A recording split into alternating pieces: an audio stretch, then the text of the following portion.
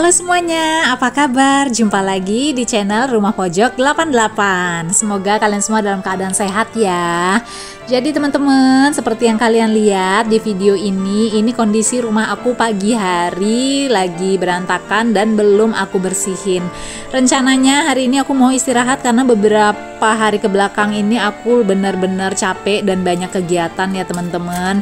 Jadi hari ini aku mau banyak istirahat dan bersih-bersihnya nanti tunggu aku bersemangat lagi deh, nggak tahu jam berapa.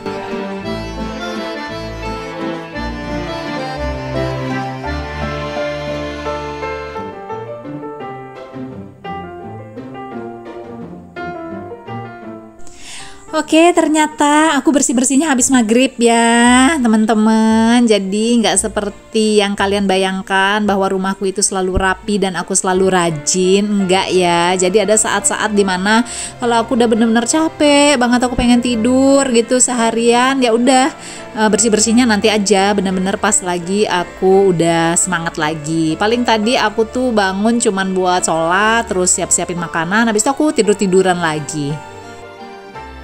Dan hal seperti itu tuh nggak apa-apa banget ya teman-teman untuk kita lakuin sesekali. Seperti contohnya ya hari ini kan hari Minggu, aku nggak kemana-mana, nggak nganter jemput anak aku sekolah. Ya udah aku gegoleran dan bener-bener bubuk siang tadi sekitar 3-4 jam. Makanya aku agak telat nih upload videonya karena ini bener-bener real time ya. Aku bikinnya tadi abis maghrib dan langsung aku edit dan dubbing. Ini sekalian aku lagi mau ganti spray di kamar tidur utama. Ini cukup sering aku ganti dibandingin kamar yang lain ya. Apalagi kamar anak aku, itu kadang-kadang aku ganti sebulan sekali. Karena dia emang jarang banget untuk bobok di sana ya. Jadi hampir nggak pernah kepake kamarnya. Terus kalau kamar yang depan, kamar tidur tamu itu biasanya cuma aku pakai sesekali untuk tidur siang. Itu biasanya aku ganti ya 2 minggu atau 3 minggu sekali ya. Nah kalau untuk kamar utama ini baru sering, hampir seminggu sekali itu aku ganti. Gak nyangka ya dalam beberapa hari insya Allah kita akan memasuki bulan Ramadan. Masya Allah tabarakallah, kita masih diberi umur dan kesehatan untuk bertemu lagi sama bulan yang penuh berkah. Gimana nih ibu-ibu, udah mulai prepare apa untuk menu sahur? Kalau aku rencananya untuk menu sahur aku udah masak terlebih dahulu, terus aku bekuin ya, jadi tinggal diangetin aja pagi-pagi. Dan aku senengnya kalau menu sahur itu berkuah, karena kan kita baru bangun tidur ya, kalau makan yang seret-seret tuh kayaknya agak kurang nikmat gitu. Jadi aku selalu menunya itu kalau bisa yang berkuah. Nah kalau untuk buka puasa baru deh bebas, mulai dari esnya, terus ada takjilnya, pokoknya macam-macam ya. Kita kalau udah seharian puasa tuh bayangannya pengen berbuka dengan berbagai macam menu yang enak-enak. Oh iya, kemarin ada beberapa usul ya melalui DM Instagram supaya aku itu mengupload video yang ngebahas tentang merasa cukup gitu teman-teman. Jadi aku pernah bikin IG story tentang merasa cukup gitu ya. Karena hal ini sebenarnya kelihatannya atau terdengar sepele dan sederhana, tapi nggak banyak orang yang bisa bener-bener nerapin untuk bisa merasa cukup. Salah satu alasan yang mendasar kenapa aku menerapkan pola hidup minimalis ya teman-teman adalah yaitu aku merasa cukup dengan mempunyai sedikit barang. Nah tapi kalau orang-orang yang FOMO atau orang-orang yang nggak mau ketinggalan tren atau yang lagi hits atau lagi viral, itu bakalan susah banget untuk dia ngerasa cukup. Karena apa? Karena kalau ada tren suatu barang baru, dia aduh aku harus beli nih gitu.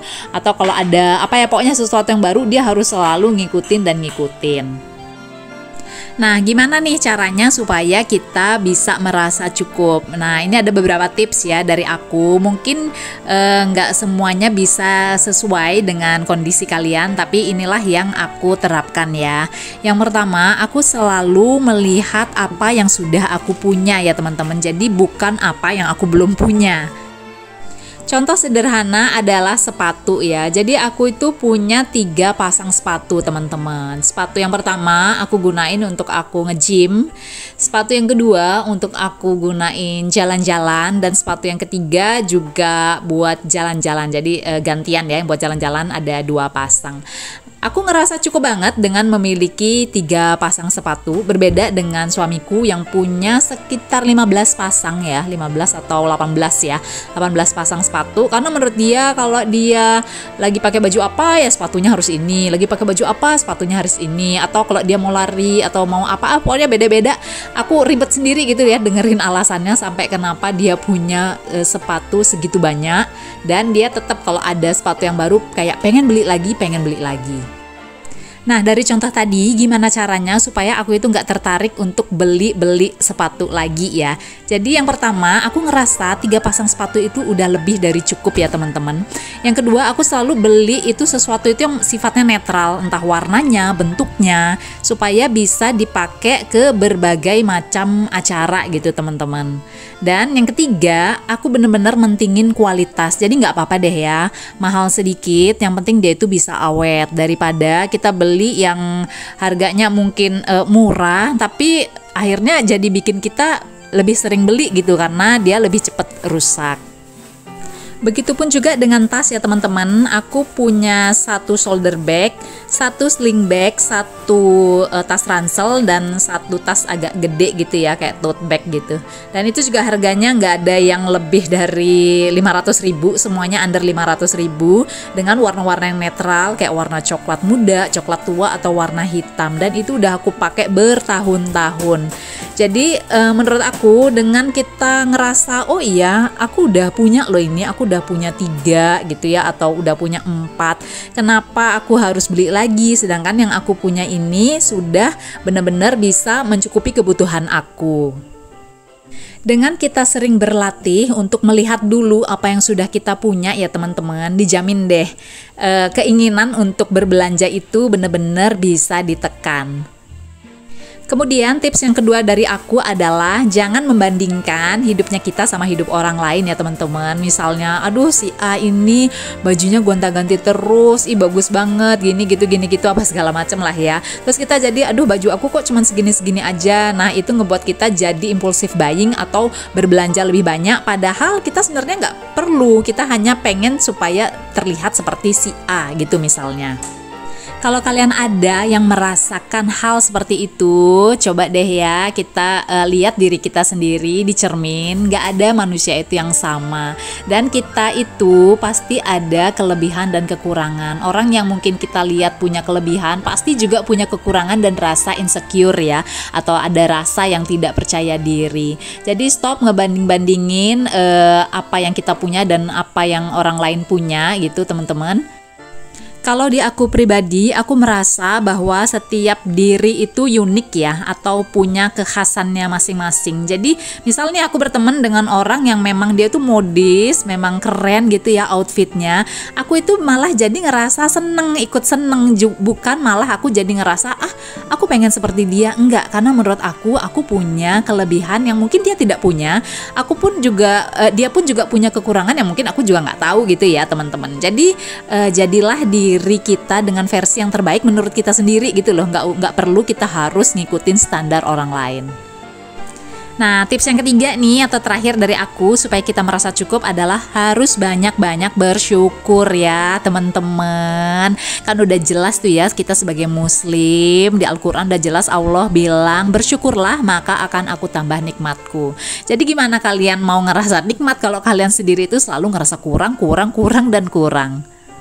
Jadi mulai sekarang teman-teman, yuk kita lihat apa yang udah kita punya, kita bener-bener ucapin banyak syukur, bener-bener ajaib deh rasanya kemudian. Bener-bener kita akan ngerasa nikmat banget, ngerasa tenang banget, dan jadi ngerasa cukup gitu loh. Percaya nggak percaya, itu yang udah aku lakuin bertahun-tahun ini. Mudah-mudahan 3 tips yang terdengar sangat sederhana tadi bisa membantu kalian ya untuk lebih merasa cukup, jadi hati dan pikiran itu jauh lebih tenang. Oke, ini aku udah kelar bersih-bersih rumahnya teman-teman. Sekarang aku mau lanjut ke kondisi dapurku. Masya Allah ya, ini dari pagi aku nggak ada cuci piring. Jadi habis makan aku bilang mana suamiku, udah taruh-taruh aja deh, nanti kalau mama udah semangat lagi baru mama beresin. Oke, sekarang ini udah hampir isya. Jadi aku mau buang-buangin dulu sampah-sampah yang ada di dapur ini.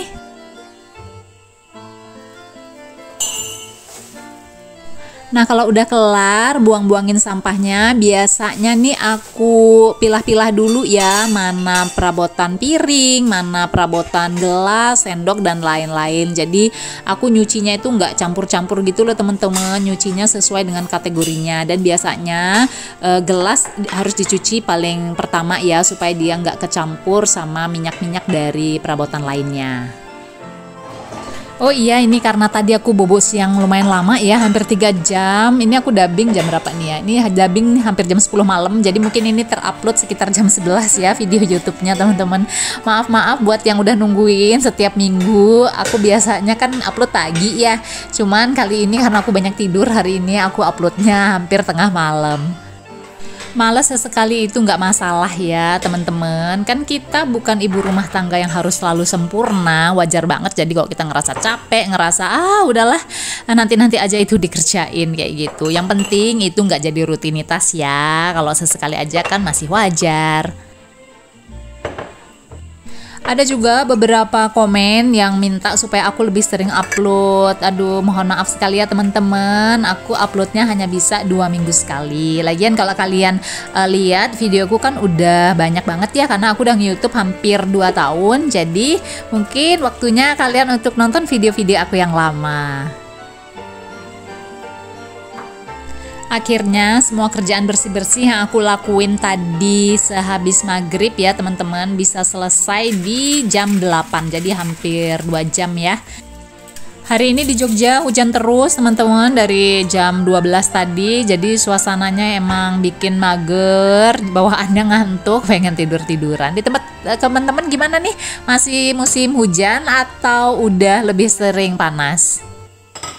Nah, ini cucian piring aku udah hampir kelar. Rasanya itu ya kalau udah lihat dapur itu bersih dari cucian piring itu rasanya seneng banget ya. Meskipun besok akan ada lagi dan lebih banyak lagi. Oh iya, satu hal yang rutin banget aku lakuin ya teman-teman. Jadi sebagaimanapun malesnya aku, setiap malam aku itu wajib yang namanya bersihin dapur, supaya pagi-pagi pas baru bangun itu nggak stres gitu loh teman-teman. Kalau dapur udah dalam keadaan kotor, kita pagi-pagi mau nyiapin sarapan juga kan rasanya kayak apa ya, ribet banget gitu.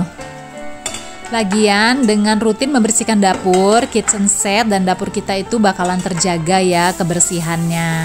Alhamdulillah ini kitchen set aku udah 4 tahun masih berfungsi dengan baik karena aku selalu rajin untuk bersihin. Mudah-mudahan teman-teman juga ya. Nah, ini juga bagian bak cuci harus disikat sampai bersih supaya tidak ada aroma-aroma sisa masakan atau makanan ya yang tertinggal.